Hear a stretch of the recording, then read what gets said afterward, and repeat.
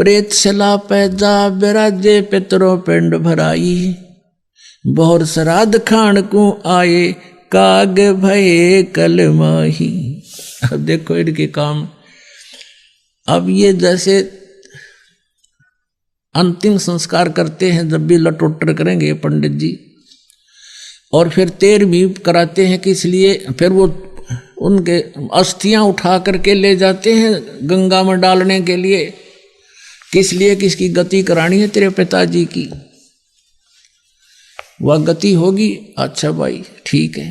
फिर 13वीं करेंगे किस लिए, किसकी गति हो जाएगी, वह 13वीं भी कर दी। फिर महीना, पहले तो बूंदा सांग था, फिर महीना करा करते, फिर प्रत्येक महीने में, और फिर 6 माही, फिर 1 वर्ष के बाद, और फिर कहते इसके श्राद्ध निकालो। अब 13वीं में गति करा दी, अस्थि ठवाई तब गति करावे थे, 13वीं कराई जब करी वह भी गति के लिए,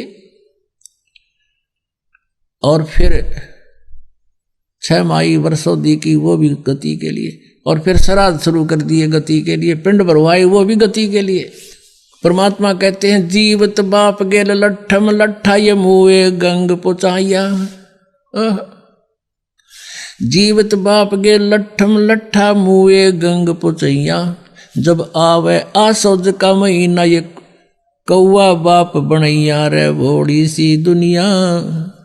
सतगुरु बिन कैसे सरिया रे भोड़ी सी दुनिया, सतगुरु बिन कैसे सरिया।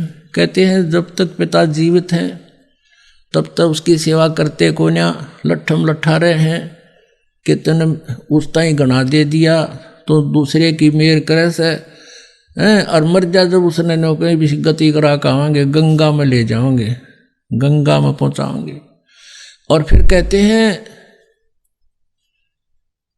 गंगा में कहाँ पहुंचाते हैं, अस्थि ठा के गंगा में बहाने जाते हैं। पुण्यात्मा एक भक्त बता रहा था, एक बहन किसी उसकी भगत की जो भगतमती था नाम ले रही थी, और वो नाम नहीं ले हुआ था कि मैं नाम ना लूँ, क्योंकि पिताजी की अस्थि उठा के और गंगा में ले जानी पड़ती है और आपके गुरुजी मना करते हैं। वो इसी बात पर अड़ रहा था कि ना या तो मेरा नहीं समझ में आती और तो मान लेता मैं सारी बातें। अब क्या होता है, परमात्मा दया करते हैं, उसके ताऊ जी की मृत्यु होगी, यानी दूसरे दादा के,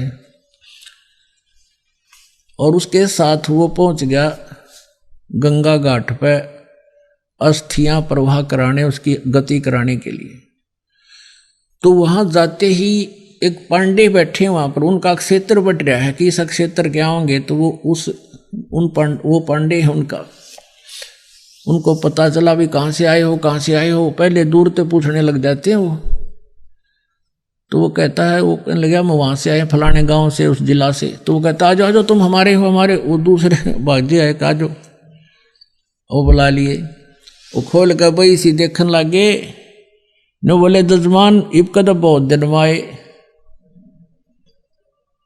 उसका माथा ठनक्या रे, दुश्मन तुम्हारी रोज मरण की बाट देखे है। तो नो बोला उस दिन मेरा पेटा भर गया, ये तो दुष्ट बैठे आ रहे, ये दोनों बाट देखे कद मरण तोड़े आवे आ रही जल्दी आवे। उस दिन पीछे फिर उसने उपदेश भी ले लिया और सारा ज्ञान समझ माने पाछे फिर तो ये बड़का के खेल दिखाई देते हैं, कोई ना खेल कर। अपने पिताजी को नाम दिलाओ और सत भक्ति कराओ और सतलोक जाओगा, जरूरत है कोई ना नाडान की तब पड़े रही हो, फिर कोई मतलब है कोई नहीं इनका। तो पुण्यात्माओं परमात्मा क्या बताते हैं कि कहाँ से गति कराने लगे थे, फिर पिंड भरवा दिए, इसकी गति होगी, फिर नो कहीं पितर बन गया यो अब पितर बन गया, अब इसकी पूजा करो, श्राद्ध निकालो। श्राद्ध निकालने लग गए। अब जब आसुज का महीना आता है उसमें 16 दिन पूजा करते हैं ये, अमावस्या से लेकर पूर्णमासी तक। और जिस तिथि को पिता की या किसी भी घर के सदस्य की डेथ हुई थी, जैसे 14 ने या छठ ने, तो उस आश्वज के उन 16 दिनों में तो वो छठ या जिस दिन मृत्यु अवस्था सेलेक्ट हो जाती है और उस दिन श्राद्ध निकालते हैं।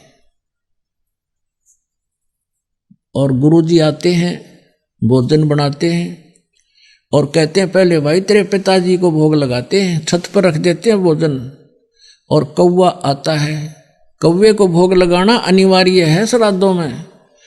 और जब कौवा आ गया तो न्यों कहेंगे देख ले भाई तेरे पिताजी ने भोग लग गया, हो सकता तेरा पिताजी कौवा बन गया हो। अरे तेरा गजब हो, कहां से गति कराने लगे थे, कौवा बना के छोड़ दिया। अरे बोड़ी सी दुनिया गुरु बिन कैसे है सरिया। कहते जीवत बाप गे लठम लठा और मुँह गंग पोचैया, जब आवे आसोज का महीना ये कौवा बाप बनैया। रे बोड़ी सी दुनिया।